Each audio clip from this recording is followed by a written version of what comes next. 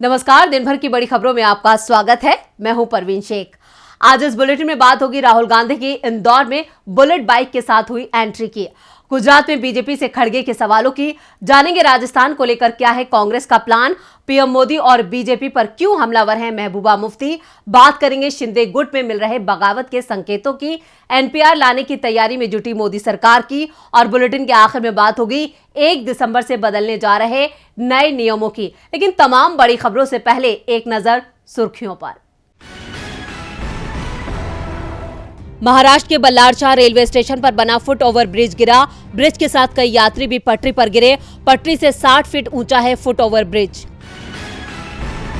Jail में बंद कांग्रेस नेता नवजोत सिंह सिद्धू को प्रियंका गांधी ने लिखा पत्र, 6 महीने में जेल से छूट जाएंगे सिद्धू, कांग्रेस में मिल सकती है बड़ी जिम्मेदारी।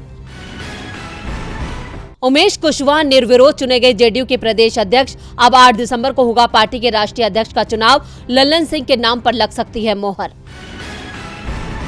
फीफा वर्ल्ड कप में अर्जेंटीना की वापसी, मैक्सिको को 2-0 से दी मात, पहले मुकाबले में सऊदी अरब से हार गई थी अर्जेंटीना। तो ये थी सुर्खियां और अब बात आज की सबसे बड़ी खबर की। राहुल गांधी की भारत जोड़ो यात्रा ने मौजूदा राजनीति का चाल और चरित्र पूरी तरह से बदल दिया है। यात्रा के दौरान हर रोज राहुल के कई अंदाज देखने को मिल रहे हैं। आध्यात्म से लेकर आक्रामक राहुल और बच्चों से प्यार करते राहुल, बीजेपी और मोदी सरकार को चुनौती देते राहुल के इन सभी रूपों को जनता का खूब समर्थन मिल रहा है। आज राहुल ने इंदौर में बुलेट बाइक पर सवार होकर एंट्री की। चलिए देखते हैं राहुल का ये अनोखा अंदाज। भारत जोड़ो यात्रा आज अपने 21वें दिन में प्रवेश कर गई है। यात्रा के दौरान राहुल गांधी के अलग अलग रूप देखने को मिल रहे हैं। आध्यात्म से लेकर राहुल का प्यार भरा रूप तक देखने को मिला।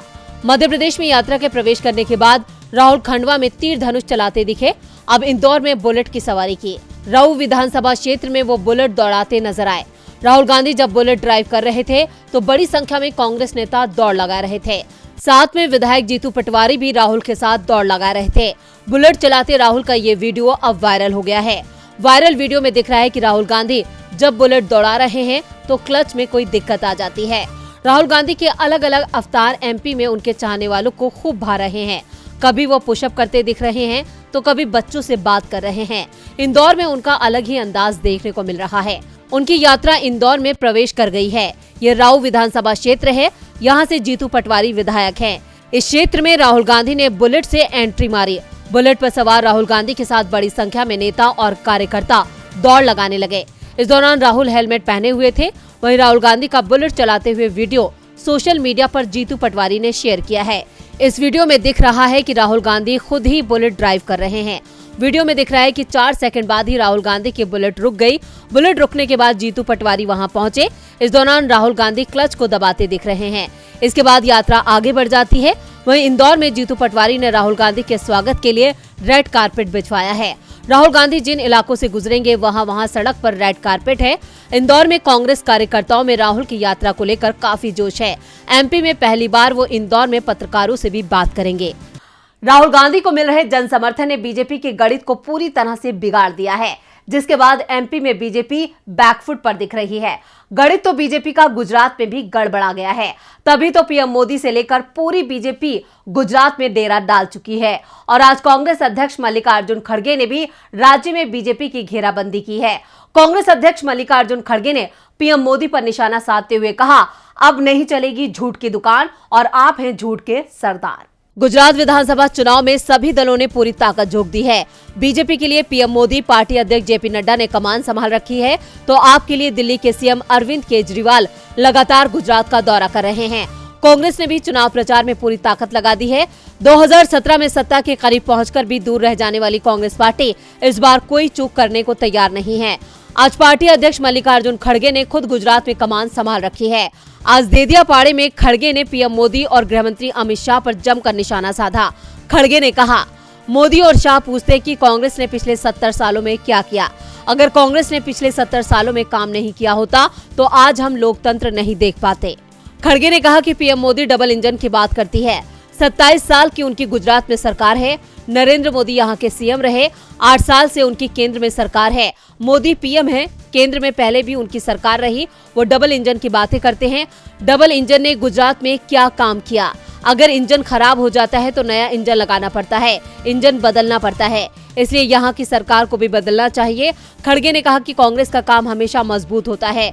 हमारे समय में ऐसा कभी नहीं हुआ कि पुल की मरम्मत करें, उसे खोलें तो पहले ही दिन गिर जाए। खड़गे ने कहा कि आज देश का 45% युवा बेरोजगार है, लेकिन केंद्र सरकार नौकरी नहीं दे रही। केंद्र में 30 लाख पद खाली पड़े हैं। मोदी सरकार इन्हें भरने को तैयार नहीं है। जो बात मैं कह रहा हूँ वो जानकारी ITI से इसी सरकार ने हमें दी है। आज मोदी कुछ लोगों को नौकरी का सर्टिफिकेट बांट रहे हैं। ये काम तो सरकारी डिपार्टमेंट में करने वाला क्लर्क करता है। प्रधानमंत्री लोगों को रोजगार दे, क्लर्क का काम क्लर्क को ही करने दे। गुजरात में इस बार बीजेपी को अपनी सत्ता बचाना मुश्किल लग रहा है, तो वहीं कांग्रेस गुजरात की सत्ता पर काबिज होने के लिए खास रणनीति के तहत आगे बढ़ रही है। इधर राजस्थान में भी कांग्रेस ने अपनी आपसी खींचतान के लिए खास रणनीति बनाई है। जयराम रमेश की माने तो कांग्रेस के लिए व्यक्ति से ज्यादा संगठन मायने रखता है। तो क्या जल्द हल हो जाएगा अशोक गहलोत और सचिन पायलट के बीच का टकराव? देखते हैं ये रिपोर्ट। भारत जोड़ो यात्रा में इस वक्त राजस्थान का सियासी टकराव साफ साफ सुनाई दे रहा है। अशोक गहलोत का सीधे सचिन पायलट पर किया गया हमला चर्चाओं में आ गया है। कांग्रेस नेताओं को इस मामले में लगातार सवालों का सामना करना पड़ रहा है।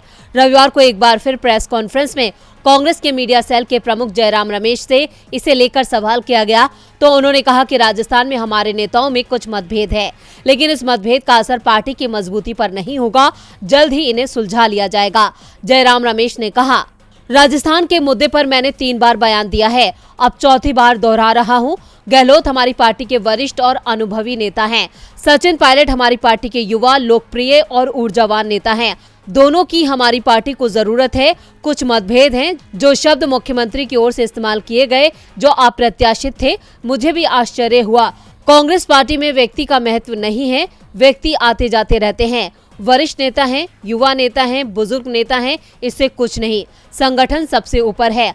संगठन को जो मजबूत करेगा, नेतृत्व की ओर से वही हल निकाला जाएगा।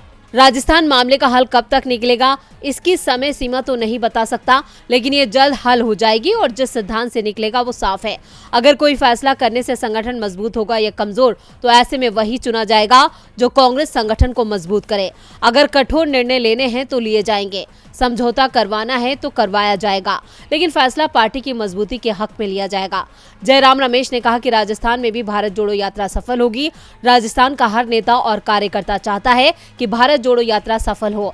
बयानबाजी तो चलती रहती है। दरअसल राजस्थान के सीएम अशोक गहलोत ने एक सवाल के जवाब में सचिन पायलट को सीधे सीधे गद्दार करार दिया था, जिसके बाद से ही प्रदेश में राजनीतिक हलचल तेज हो गई थी। राजस्थान में लंबे वक्त से गहलोत और पायलट के बीच रस्साकशी का खेल चल रहा है, जिस पर अब कांग्रेस सख्त नजर आ रही है। सख्त तो महबूबा मुफ्ती भी मोदी सरकार पर नजर आ रही हैं। आज भी महबूबा मुफ्ती ने बीजेपी और पीएम मोदी पर जोरदार हमला बोला है। उन्होंने अपने बयान में साफ कर दिया है कि बीजेपी भारत नहीं है, जिसके बाद राज्य का सियासी पारा गर्मा गया है। जम्मू कश्मीर में विधानसभा चुनाव के ऐलान से पहले राजनीतिक माहौल गरमाना शुरू हो गया है। घाटी की पार्टियों के निशाने पर बीजेपी आ गई है और आज पीडीपी चीफ महबूबा मुफ्ती ने मोदी सरकार और बीजेपी पर हमला बोलते हुए कहा कि बीजेपी भारत नहीं है। उन्होंने कहा कि देश के संविधान में कश्मीर भारत से जुड़ा हुआ है, लेकिन बीजेपी ने संविधान को नष्ट कर दिया है। भारत बीजेपी का नहीं है। जब तक आप कश्मीर मुद्दे का समाधान नहीं करते, तब तक आप कोई परिणाम नहीं देखेंगे। चाहे आप यहाँ कितने भी सैनिक भेज दें। ईडी एनआईए की छापेमारी में वो खोज रहे हैं कि पीडीपी के पास क्या है। भारत से हमने दिल से गांठ बांधी है, लेकिन आपने हमारे साथ क्या किया? आपने हमारी भावनाओं और अस्मिता से खिलवाड़ किया और जम्मू कश्मीर को बर्बाद कर दिया। महबूबा ने कहा, जम्मू कश्मीर के लोगों को उम्मीद नहीं छोड़नी चाहिए। भारत बीजेपी नहीं है। हम महात्मा गांधी के भारत के साथ शामिल हुए। जवाहरलाल के भारत के बाद हमने राहुल गांधी के भारत के साथ विलय किया है। हम उन्हें इसे बीजेपी का भारत नहीं बनाने देंगे। हम लोगों को सभी चुनावों में भाग लेना चाहिए, चाहे पंचायत हो या नगर निगम के चुनाव, क्योंकि हमारे पास यही एक साधन है जिससे हम उनसे लड़ सकते हैं। महबूबा ने चुनाव आयोग पर भी निशाना साधा है। उन्होंने कहा कि चुनाव आयोग बीजेपी की एक ब्रांच बन गया है। बीजेपी हिमाचल और देश के दूसरे हिस्सों में सांप्रदायिक राजनीति कर रही है, लेकिन चुनाव आयोग इस पर चुप है। पहले हमारा देश निर्वाचन आयोग पर गर्व करता था, लेकिन अब चुनाव आयोग केवल बीजेपी की कठपुतली बनकर रह गया है। बीजेपी जब चुनाव आयोग को हरी झंडी देगा तभी जम्मू कश्मीर में भी चुनाव की घोषणा होगी। जम्मू कश्मीर से महबूबा की ललकार और चुनौती बीजेपी को भारी पड़ सकती है। इधर महाराष्ट्र में भी एकनाथ शिंदे को उद्धव ठाकरे से की गई बगावत भारी पड़ती नजर आ रही है। अब शिंदे गुट में भी बगावत की सुगबुगाहट तेज हो गई है, जिस पर उद्धव ठाकरे ने भी तंज कसा है। देखते हैं यह खास रिपोर्ट। एकनाथ शिंदे कैंप में बगावत के सुर सुनाई देने लगे हैं। 4 महीने पहले एकनाथ शिंदे ने उद्धव ठाकरे के नेतृत्व से बगावत कर दी थी और शिवसेना के 40 विधायकों को लेकर अलग हो गए। बीजेपी के सहयोग से मुख्यमंत्री भी बन गए, लेकिन अब उनके कैंप में बगावत होती दिख रही है। महाराष्ट्र के सीएम एकनाथ शिंदे अपने गुट के विधायकों, सांसदों और उनके परिवारों के साथ एक बार फिर गुवाहाटी पहुंचे, लेकिन इस दौरान उनके गुट के 6 विधायक शिंदे के साथ नहीं दिखाई दिए। इसमें से 3 मंत्री भी शामिल हैं जो अपने मंत्रालय से खुश नहीं हैं। शिंदे के साथ नहीं जाने वाले विधायकों में तानाजी सावंत, गुलाब राव पाटिल, अब्दुल सत्तार, संजय गायकवाड़, चंद्रकांत पाटिल और महेंद्र दलवी शामिल हैं। शिंदे कैंप के एक सांसद ने भी उनके साथ जाने से इनकार कर दिया है। माना जा रहा है कि विधायकों की नाराजगी मंत्री न बनाए जाने को लेकर है। जून महीने में ये दूसरी बार है जब शिंदे अपने सहयोगी विधायकों के साथ कामाख्या मंदिर में दर्शन के लिए पहुंचे। इससे पहले जून में शिंदे गुट के विधायकों ने गुवाहाटी में डेरा जमाया था और गुवाहाटी छोड़ने से पहले कामाख्या देवी मंदिर में दर्शन किए थे, लेकिन एक बार फिर शिंदे की गुवाहाटी यात्रा विवादों में फंस गई है। शिंदे की गुवाहाटी यात्रा पर तंज कसते हुए शिवसेना प्रमुख उद्धव ठाकरे ने बुल्ढाना में एक किसान रैली में कहा, शिंदे और उनके मंत्रियों के पास मौसमी बारिश से प्रभावित किसानों से मिलने का समय नहीं है। वे आशीर्वाद लेने गुवाहाटी गए हैं, लेकिन मैं किसानों का आशीर्वाद लेने बुल्ढाना आया हूं। उद्धव ने शिंदे को चुनौती देते हुए कहा, अगर उनमें हिम्मत है तो इन गद्दार विधायकों और सांसदों को घोषणा करनी चाहिए कि वो बीजेपी के टिकट पर चुनाव नहीं लड़ेंगे। वो शिवसेना और बाला साहेब के नाम और चेहरा चाहते हैं, लेकिन आशीर्वाद के लिए वो मोदी की ओर देखते हैं। शिंदे गुट में अगर बगावत होती है तो इसका असर बीएमसी चुनाव में पड़ना लाजमी है, जिसका फायदा उद्धव ठाकरे को मिल सकता है। इधर संसद के शीतकालीन सत्र की तैयारियां भी शुरू हो चुकी हैं। संसद सत्र 7 दिसंबर से शुरू होकर 29 दिसंबर तक चलेगा। इस सत्र में पेश होने वाले विधेयकों को लेकर चर्चा तेज हो गई है। केंद्र सरकार संसद में जन्म और मृत्यु पर डेटाबेस बनाए रखने और राष्ट्रीय जनसंख्या रजिस्टर को अपडेट करने की अनुमति देने के लिए विधेयक ला सकती है, जिसको लेकर संसद का ये सत्र भी हंगामेदार होने के पूरे आसार हैं। देखते हैं ये रिपोर्ट। 7 दिसंबर से शुरू होने वाले संसद के शीतकालीन सत्र में सरकार अहम विधेयक पेश करने की तैयारी में है। जानकारी के मुताबिक सरकार जन्म और मृत्यु डेटाबेस के जरिए राष्ट्रीय जनसंख्या रजिस्टर अपडेशन की इजाजत के लिए बिल ला सकती है। ये विधेयक रजिस्ट्रार जनरल ऑफ इंडिया को जन्म और मृत्यु डेटाबेस बनाए रखने और एनपीआर को अपडेट करने की अनुमति देता है। विधेयक का ड्राफ्ट जन्म और मृत्यु पंजीकरण अधिनियम 1969 में संशोधन के लिए बीते साल अक्टूबर में गृह मंत्रालय ने सार्वजनिक टिप्पणियों और सुझावों के लिए पेश किया था। प्रस्तावित विधेयक के अनुसार डेटा का इस्तेमाल मतदाता सूची, आधार डेटाबेस, राशन कार्ड, पासपोर्ट और ड्राइविंग लाइसेंस को अपडेट करने के लिए भी किया जाएगा। सरकार ने धारा 8 में भी संशोधन प्रस्तावित किया है, जो जन्म और मृत्यु के बारे में जानकारी देने के लिए नागरिकों और घरों के मुखिया की जरूरत से जुड़ा है। मसौदे में ये कहा गया है कि अगर आधार संख्या मौजूद हो तो जिम्मेदार लोगों को माता पिता और जन्म के मामले में मुखबिर और मृतक माता पिता, पति या पत्नी और मृत्यु के मामले में मुखबिर प्रदान करने की आवश्यकता होगी। इसके अलावा धारा 17 जो जन्म और मृत्यु रजिस्टर की खोज और जन्म और मृत्यु के प्रमाण पत्र के रूप में इन प्रमाण पत्रों को जमा करने से जुड़ी है। सरकार ने प्रस्ताव दिया है कि इन प्रमाण पत्रों का इस्तेमाल किसी व्यक्ति के जन्म की तारीख और स्थान को साबित करने के लिए किया जाएगा। संसद के शीतकालीन सत्र के शुरू होने से एक दिन पहले सरकार ने सर्वदलीय बैठक भी बुलाई है। 6 दिसंबर को सभी राजनीतिक दलों की बैठक होगी, जिसमें सत्र के विधायी कामकाज और महत्वपूर्ण मुद्दों पर चर्चा की जाएगी। संसदीय कार्य मंत्री प्रहलाद जोशी ने लोकसभा और राज्यसभा में राजनीतिक दलों के नेताओं को न्योता भेजा है। संसद का शीतकालीन सत्र 7 दिसंबर से शुरू होगा और ये 29 दिसंबर को समाप्त होगा। इस सत्र में 17 बैठकें होंगी। लोकसभा और राज्यसभा ने अलग अलग अधिसूचनाएं जारी कर दी हैं। इस दौरान अहम तारीखों का ब्यौरा भी जारी कर दिया गया है। और बुलेटिन के आखिर में बात 1 दिसंबर से होने वाले बड़े बदलावों की। दिसंबर महीने में अब कुछ ही दिन बाकी रह गए हैं और ये महीना भी अपने साथ कुछ बदलाव लेकर आएगा। जी हां, दिसंबर महीने की शुरुआत के साथ ही कुछ बदलाव होने जा रहे हैं, जिसका असर रोजमर्रा की जिंदगी पर पड़ेगा, क्योंकि बैंकिंग से लेकर पेंशन के लिए नियम अब बदल रहे हैं। तो अगले महीने आएंगे कौन से नए नियम, देखते हैं इस रिपोर्ट में। साल 2022 के आखिरी महीने यानी दिसंबर को लोग यादगार बनाना चाहते हैं, लेकिन इस महीने में सरकार ने लोगों को झटका देने की तैयारी कर ली है। दरअसल नए महीने की शुरुआत में मोदी सरकार नियमों में बदलाव करने जा रही है, जिससे आम जनता को राहत नहीं मिलेगी बल्कि महंगाई का बोझ बढ़ जाएगा। जहां एक तरफ गैस की कीमतों में इजाफा हो सकता है, तो वहीं एटीएम से पैसे निकालने के लिए अब मुश्किलों का सामना करना होगा। दरअसल पिछले महीने की शुरुआत में कमर्शियल सिलेंडरों की कीमतें घटी थी, पर घरेलू एलपीजी सिलेंडरों की कीमतों में कोई बदलाव नहीं किया गया था। ऐसे में उम्मीद है कि रसोई गैस के सिलेंडर इस बार 1 दिसंबर से महंगे हो सकते हैं। सीएनजी और पीएनजी की कीमतों में भी बदलाव की घोषणा हो सकती है। इसी के साथ ही एटीएम से पैसे निकालने का तरीका भी बदल सकता है। बताया गया है कि 1 दिसंबर के बाद से एटीएम में कार्ड डालते ही आपके मोबाइल नंबर पर एक ओटीपी जनरेट होगा। इस ओटीपी की एटीएम स्क्रीन पर दिए गए कॉलम में पुष्टि करने के बाद ही नकद बाहर निकलेगा। बैंकिंग नियमों के साथ साथ पेंशन के नियम भी बदलने जा रहे हैं। दरअसल पेंशनर्स के लिए जीवन प्रमाण पत्र यानी लाइफ सर्टिफिकेट जमा करने की आखिरी तारीख 30 नवंबर 2022 है।